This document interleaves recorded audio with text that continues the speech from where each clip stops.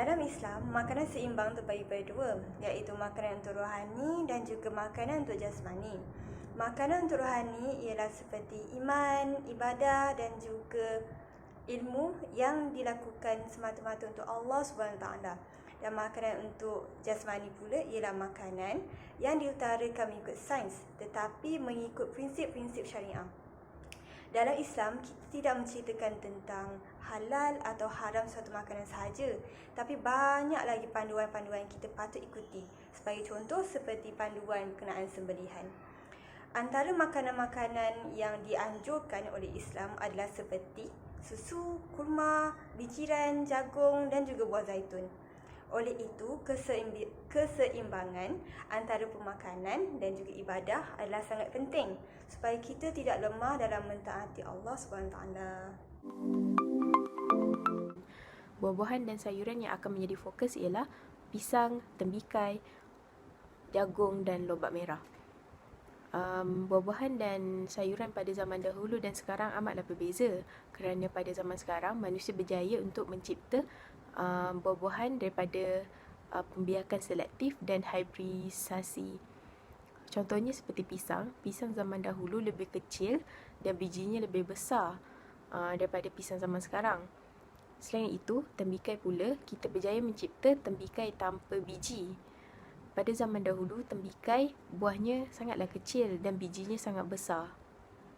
Seterusnya ialah jagung. Jagung pada zaman dahulu, tongkolnya sebesar 1 inci.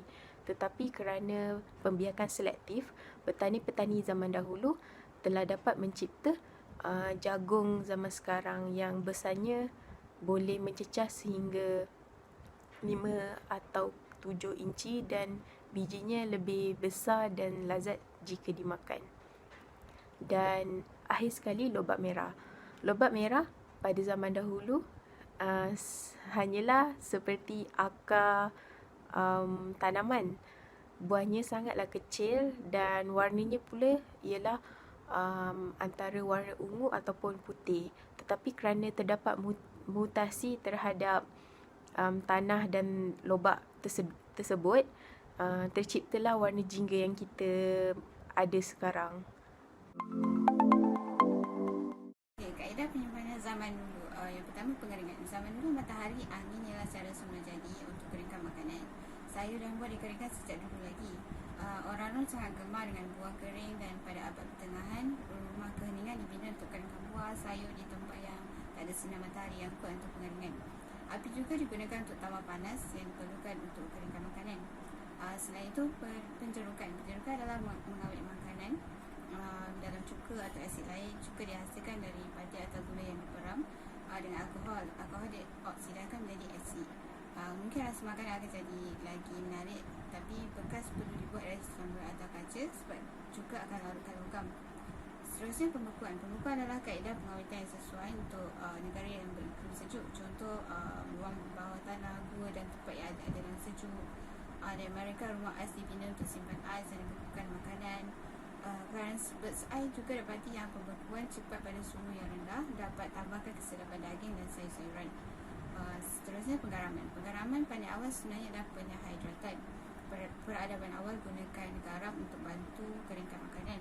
Penggaraman ini biasa dan ada juga yang pilih garam mentah dari berbagai sumber macam garam batu, garam laut. Sumber garam tertentu ni terbukti dapat mengubah warna daging kepada warna merah disebabkan wujudnya nitrit. Di dalam revolusi industri makanan ni, pada zaman sekarang, banyak makanan yang telah melalui proses pemprosesan makanan supaya dia tahan lebih lama lah. Ada 3 cara pemprosesan makanan yang popular, iaitu pengetinan, pempasturan dan juga pendehidratan. Pengetinan ni dilakukan supaya dapat membasmi bakteria dan membuat makanan dalam tin tu tahan lebih lama, dalam setahun hingga 3 tahun macam tu lah. Lepas tu pempasturan pula dilakukan untuk susu segar. Dia panaskan, lepas tu disejukkan terus macam tu. And then pendehidratan, biasanya makanan dijemur di bawah sinaran cahaya matahari. dikeringkan. Lepas tu dari segi pertanian pula, telah wujudnya pertanian komersial di mana tanam-tanaman dihasilkan secara besar-besaran melalui proses tanaman bergilir supaya tanah tu kekal subur dan boleh membuahkan hasil. Salah satu evolusi makanan yang telah wujud adalah servis penghantaran makanan. Servis penghantaran makanan ini boleh digunakan di mana-mana saja melalui aplikasi di telefon ataupun laman web untuk menjimatkan masa. Melalui servis penghantaran makanan ini, pelanggan juga tidak perlu beratur panjang atau menunggu makanan mereka di gerai. Perkhidmatan ini adalah cara terbaik untuk menjimatkan masa untuk memasak ataupun sekiranya anda ingin makan sesuatu yang tidak boleh dimasak. Trend makanan adalah makanan viral yang menjadi buah mulut masyarakat zaman kini. Jadi, bila bercakap tentang viral, sudah tentu ia menjadi satu kewajipan untuk mencuba. Antara trend makanan yang paling terkenal adalah air boba. Mesti semua orang pernah cuba kan? Kombinasi air dan juga boba atau dikenali sebagai pearl telah menjadi kegemaran semua orang. Ada yang sanggup beratur demi secawan air itu tau. Selain itu, makanan berunsur cheese juga menjadi trend pada masa kini. Kalau boleh, semua makanan nak letak cheese. Antaranya adalah goreng pisang cheese, ayam goreng cheese. Kombinasi ayam goreng cheese bersamaan dengan salutan cheese dan juga serbuk cili menjadi kegemaran semua orang. Terdapat pelbagai jenis makanan viral yang berada di Malaysia. Antaranya adalah oden di Family Mart, cendol durian, butter chicken milk dan banyak lagi makanan pelik dan yang unik yang akan menjadi trend akan datang.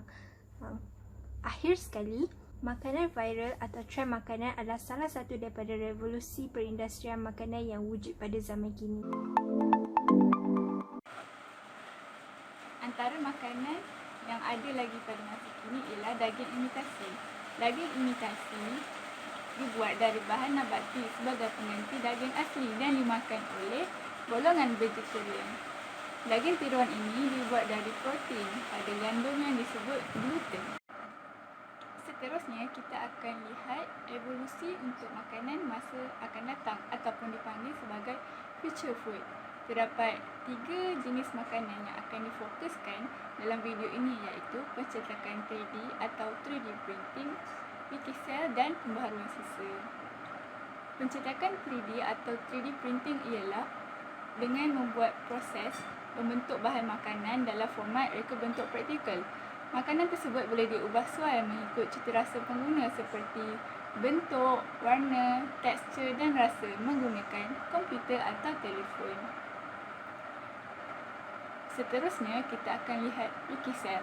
Wikisel ialah pembaharuan dalam sistem pembungkusan. Ia digambarkan seolah-olah semua makanan yang dibungkus adalah seperti buah. Kulitnya bukan sahaja boleh dimakan, malah ia sangat berkhasiat dan apa yang perlu dilakukan adalah mencuci sebelum makannya.